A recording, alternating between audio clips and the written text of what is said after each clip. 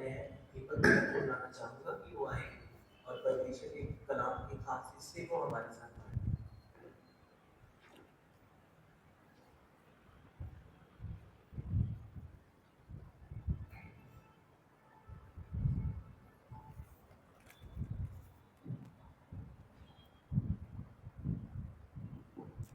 सभी को सलाम। आइए हम छोटी सी दुआ करते हैं खुदा के कलाम के लिए। हालेलुया हालेलुया, धन्यवाद धन्यवाद धन्यवाद। जो था, जो है, जो आने वाला, इसके नाम की जय हो जय हो जय। ऐ खुदावन जी, आपने क्या ही खूब फरमाया है कि हे मनुष्य जाति, तुम मुझे क्या दे सकते हो। जो कुछ तुम देते हो सब कुछ मेरा दिया हो और मेरे दिए में से देते हो। तो कभी भी ये घमंड नहीं करना कि हमने प्रभु को कुछ दिया है।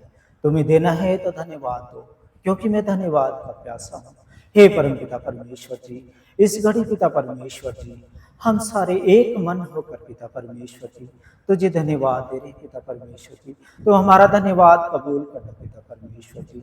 मांगते हैं तेरे प्यारे बेटे, हमारे उद्धारकर्ता मुक्तिदाता मसीह यीशु के नाम में, आमीन।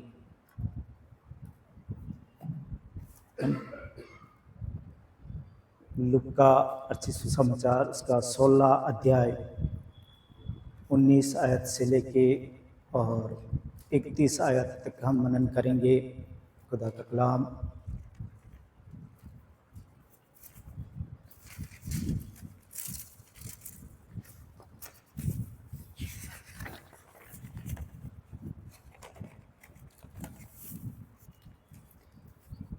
एक धनवान मनुष्य था जो बेजनी कपड़े और मलमल पहनता था और प्रतिदिन सुख विलास और धूमधाम के साथ रहता था।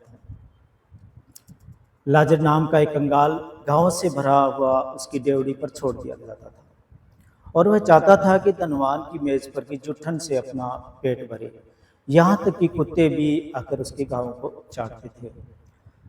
तो एक धनवान है जिसके पास सेहत अच्छी है, कपड़े भी अच्छे हैं, मलमल पहनता है, रुपये पैसे भी है क्योंकि वह धूमधाम के साथ रहता है। और एक व्यक्ति ऐसा है जो कंगाल है, सेहत भी अच्छी नहीं है क्योंकि अपने से ऐसा भी नहीं लिखा है कि चल कर आ सकता है, उसको उसकी डेवड़ी पे छोड़ा जाता है। तो ना सेहत अच्छी है, ना कपड़े अच्छे हैं और ना ही पैसे उसके पास, छोड़ दिया जाता है। और वह अपना पेट और वह चाहता था कि धनवान की मेज पर की जुठन से अपना पेट भरे। ऐसा हुआ कि वह कंगाल मर गया और स्वर्गदूत ने उसे लेकर अब्राहम की गोद में पहुंचाया। वह धनवान भी मरा और गाड़ा गया और अंधलोक में उसने पीड़ा में पड़े हुए अपनी आंखें उठाई और दूर से अब्राहम की गोद में लाजर को देखा। वही लाजर उसके पास में था, रोज उसके पास आता था, रोज जुठन भी खाता था, लेकिन एक दिन भी उसको तरस नहीं आया उस लाजर के ऊपर। तो आप सोचते होंगे कहीं क्या उसको खाने के लिए नहीं था इसलिए धनवान के वहां पर छोड़ा जाता था? ऐसा नहीं था। खुदा चाहता था कि उसकी भी रूह बचे, धनवान भी बचाया जाए और धनवान के साथ साथ उसका घराना भी बचाया जाए और घराने के साथ साथ और भी बहुत सारे लोग बच सकते थे। लेकिन वहां पर धनवान को नम्र होना था। उसे एक दिन तो ऐसा कहना था कि इसको अच्छे खाना खिला दो, आज इसको कपड़े पहना दो, क्योंकि इसके पास कपड़े भी अच्छे नहीं थे। तो उसको अपने नौकरों से कहना था। धनवान को खुद को भी करने की जरूरत नहीं थी क्योंकि उसके नौकर चाकर बहुत सारे थे। तो ऐसा कहकर भी वह करा सकता था, उसके घावों पे मलहम पट्टी भी करा सकता था, लेकिन ऐसा उसने नहीं किया। आंखें उठाई और दूर से अब्राहम की गोद में लाजर को देखा। तब उसने पुकार कर कहा, हे पिता अब्राहम, मुझ पर दया करके लाजर को भेज दे ताकि वह अपनी अंगुली का सिरा पानी में भिगोकर मेरी जीभ को ठंडी करे, क्योंकि मैं इस ज्वाला में तड़प रहा हूं। बहुत भयानक ज्वाला है। कहीं आप सोच रहे होंगे कि हमें इस फिजिकली बॉडी को ही दर्द या पीड़ा होती है, लेकिन ऐसा नहीं है, क्योंकि खुदावंद कहता है कि मनुष्य की सोच में और परमेश्वर की सोच में जमीन और आसमान का अंतर है। तो वहां पर वो पानी भी देख रहा होगा, इसलिए कह रहे हैं। और अब जब लाजर अब्राहम की गोद में लाजर को देख रहा है तो कितना सुंदर देख रहा होगा, क्योंकि वही लाजर उसके पास था। कपड़े अच्छे नहीं थे, घाव था, सेहत अच्छी नहीं थी, और वह धनवान था, मलमल पहनता था। उस टाइम उसको अच्छा नहीं लगता। लेकिन जब नरक में पड़े हुए और स्वर्ग में जब लाजर को देख रहा है तब उसको बहुत अच्छा दिख रहा है। वो शायद पानी भी देख रहा है और तड़प भी बहुत रहा है, इसलिए कह रहा है कि मुझे लाजर को भेज दे ताकि वह अंगुली का एक सीरा पानी में भिगो कर और मेरी जीभ पे रखे, तो वो ऐसा बिलीव कर रहा है कि मैं ठंडा हो जाऊंगा। इतना उसके अंदर में कॉन्फिडेंट आ गया। परंतु अब्राहम ने कहा, हे पुत्र, स्मरण कर कि तू अपने जीवन में अच्छी वस्तुएं ले चुका है, और वैसे ही लाजर तो बुरी वस्तुएं, परंतु अब वह यहाँ शांति पा रहा है और तू तड़प रहा है। तो हमें संसार में होते हुए अच्छे काम करने हैं, हमें धनवान के जैसा नहीं होना है, क्योंकि चंद सालों का सुख यहाँ पर भोगने से अच्छा है कि अंत तक शांति मिले। क्योंकि संसार में ये नहीं है कि वो जो धनी मनुष्य था उसने पूरी अपनी एज है जो उसने सुख विलास से काटी, क्योंकि वह कह रहा है कि मेरे पास भाई भी है। तो मुझे नहीं लगता कि वो पूरी एज काट के गया, लेकिन वो शायद आधे हिस्से में ही उसकी डेथ हो गई होगी। इन सब बातों को छोड़ हमारे और तुम्हारे बीच एक भारी गड्ढा ठहराया गया है कि जो यहां से उस पार तुम्हारे पास जाना भी चाहे वे ना जा सके, और न कोई वहां से इस पार हमारे पास आ सके। अगर हमारा कोई भाई बहन या जो भी कोई नरक में या उस ज्वाला के अंदर तड़प रहा है और हमें अगर रहम भी आता है कि हम वहां पे जाके मिल ले, तो ऐसा नहीं हो सकता है, क्योंकि पिता अब्राहम कह रहा है कि ऐसा एक भारी गड्ढा ठहराया गया है कि ना तो उस पार से आ सकता है बंदा और ना ही उस पार जा सकता है। तो आर्ग्यूमेंट लेकिन जरूर हो रही है। पिता अब्राहम के साथ धनवान मनुष्य बातचीत जरूर कर रहा है और बातचीत हो रही है। उसने कहा, तो हे पिता, मैं तुझसे विनती करता हूं कि तू उसे मेरे पिता के घर में भेज। अब सोचो, अगर लाजर को फिर से उसके पिता के घर में भेजा जाए और उसे कहे कि आपका बेटा ना वहां पे नरक में पड़ा है या तड़प रहा है, तो उसकी नहीं सुनते या नहीं सुनेंगे, उसको उल्टी मार ही पड़ेगी। तो पिता अब्राहम कह रहा है, क्योंकि उसने कहा, तो हे पिता, मैं तुझसे विनती करता हूं कि तू उसे मेरे पिता के घर में भेज, क्योंकि मेरे 5 भाई है। वह उनके सामने इन बातों की गवाही दे, ऐसा ना हो कि वह भी इस पीड़ा की जगह में आए। तो ये भी नहीं सोचना है कि हमारा रिश्ता नाता, अगर हम यहाँ से चले गए, यहाँ से हम चले गए तो यहाँ से रिश्ता नाता खत्म हो जाएगा। यहाँ पर रिश्ता नाता भी खत्म नहीं होते नजर आ रहा है, क्योंकि धनवान कह रहा है कि मेरे 5 भाई भी है, जो कहीं इस ज्वाला के अंदर में ना आ जाए, क्योंकि चिंता उसको बहुत हो रही है अपने 5 भाइयों की। क्योंकि मेरे 5 भाई है, वह उनके सामने इन बातों की गवाही दे, ऐसा ना हो कि वे भी इस पीड़ा की जगह में आए। अब्राहम ने उससे कहा, उनके पास तो मूसा और भविष्यवक्ताओं की पुस्तकें हैं, वे उनकी सुने।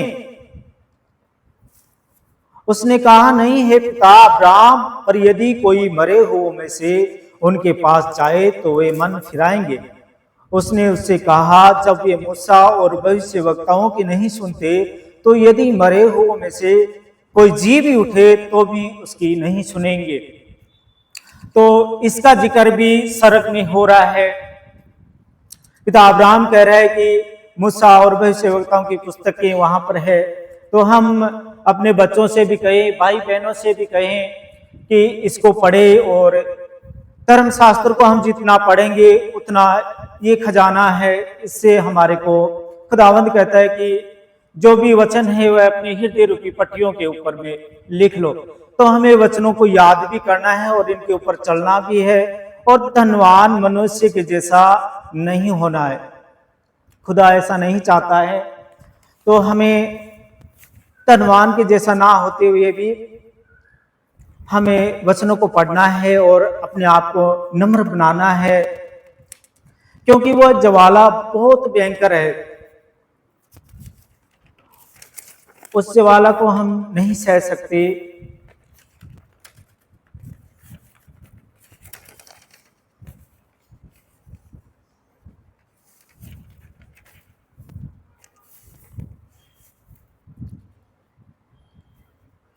लुका 11, 27, 28, 11 का 27 और 28 हम पढ़ेंगे।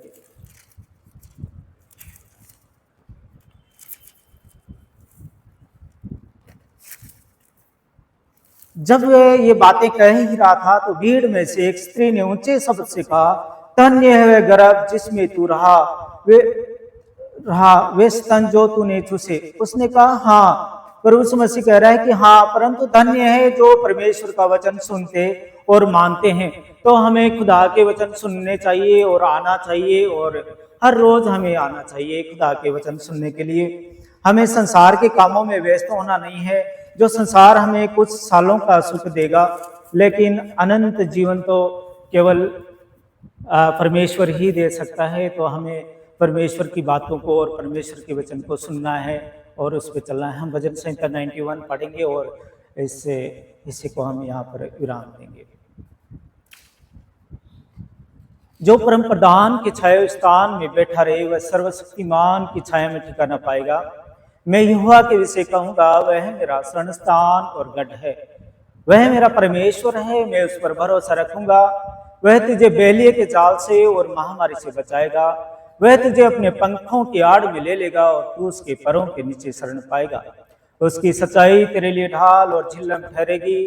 तू न रात के भय से डरेगा और न उस तीर से जो दिन को उड़ता है, न उस मरी से जो अंधेरे में फैलती है, और न उस महारोग से जो दिन दोपहरी में उजाड़ता है। तेरे निकट 1000 तेरी दाहिनी ओर 10,000 गिरेंगे, परंतु वह तेरे पास न आएगा। परंतु तू अपनी आंखों से दृष्टि करेगा और दुष्टों के अंत को देखेगा। हे यहोवा, तू मेरा शरण स्थान ठहरा है। तूने जो परम प्रधान को अपना धाम मान लिया है, इसलिए कोई विपत्ति तुझ पर न पड़ेगी, न कोई दुख तेरे डेरे के निकट आएगा, क्योंकि वह अपने दूतों को तेरे निमित्त आज्ञा देगा कि जहां कोई तू जाए वे तेरी रक्षा करे।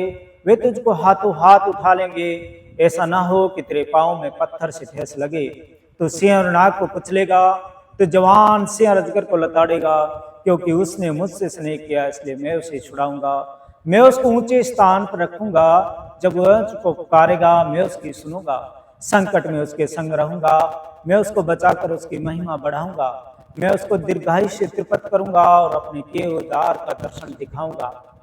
जब हम चर्च में एंटर होते हैं तो वहां पर भी वचन लगाए गए, आपने भी पढ़िए, क्योंकि खुदा कहता है कि अपने हृदय रूपी पट्टियों के ऊपर इन वचनों को लिख लो, क्योंकि समय जो आ रहा है वो बहुत बुरा है। तो हमें वचनों को याद करना है, अपने बाइबल में से कहना है। वचनों को याद करिए, अपने बच्चों से कहिए, बच्चों को समझाइए, क्योंकि कई बच्चे ऐसे भी होते हैं कि अभी हमारी एज हुई क्या है, हम तो अभी शादी करेंगे, बच्चे होंगे, उसके बाद में बच्चों के बच्चे होंगे, फिर हमें करना क्या है, फिर हमें बाइबल पढ़नी है, वचन सुनना है, सुनाएंगे, पढ़ेंगे। लेकिन उस टाइम ना हमारी आंखों से हम देख नहीं पाएंगे, कानों से सुन नहीं पाएंगे, पीड़ा पेन इतना होगा। तो हम ऐसा कभी ना सोचे कि हम बाद में कर लेंगे, बाद में पढ़ लेंगे। जो समय है उसी में हम पढ़ें और अपने ये जो परमेश्वर के वचन हैं उनको याद करें। तो हम चर्च में जब इंटर होते हैं तो वहाँ पर भी वचन लगाए गए, आप उनको जो भी पढ़िए और वचनों को याद कीजिए, क्योंकि समय बहुत बुरा चल रहा है। तेरा वचन मेरे पाँव के लिए दीपक, मेरे मार्ग के लिए उजियाला है। अपने दास पर अपने मुख का प्रकाश चमका दे, अपनी विद्या मुझे सिखा दे। धोखा न खाओ, परमेश्वर ठट्टों में नहीं उड़ाया जाता। मनुष्य जो कुछ बोता है वही काटेगा। अवसर को बहुमूल्य समझो, क्योंकि दिन बुरे हैं। यीशु ने उनसे कहा कि जीवन की रोटी मैं हूँ, जो मेरे पास आता है कभी भूखा नहीं होगा, और जो मुझ पर विश्वास करता है कभी प्यासा नहीं होगा। जगत की ज्योति मैं हूँ, जो मेरे पीछे चलेगा वह अंधकार में नहीं चलेगा, परंतु जीवन की ज्योति पाएगा। जो मेरे वचन सुनकर उन्हें मानता है वह चट्टान पर अपना घर बनाने के समान है। मैं सर्वशक्तिमान ईश्वर हूँ, मेरी स्थिति में चल और सिद्ध होता जा। परख कर देखो, यहोवा कैसा भला है, क्या ही धन्य है वह पुरुष जो उसकी शरण लेता है। जब तू यहोवा के वन में जाए तो सावधानी से चलना। हे यहोवा, मुझे चंगा कर तो मैं चंगा हो जाऊंगा, मुझे बचा तो मैं बच जाऊंगा, क्योंकि मैं तेरी स्तुति आराधना करता हूँ। अपनी सारी चिंता उसी पर डाल दो, उसको तुम्हारा ध्यान है। संचेत और जागते रहो, क्योंकि तुम्हारा विरोधी शैतान गर्जने वाले सिंह के समान इस खोज में रहता है कि किसको फाड़ खाऊं। जो प्रभु की संगति में रहता है उसके साथ एक आत्मा हो जाता है।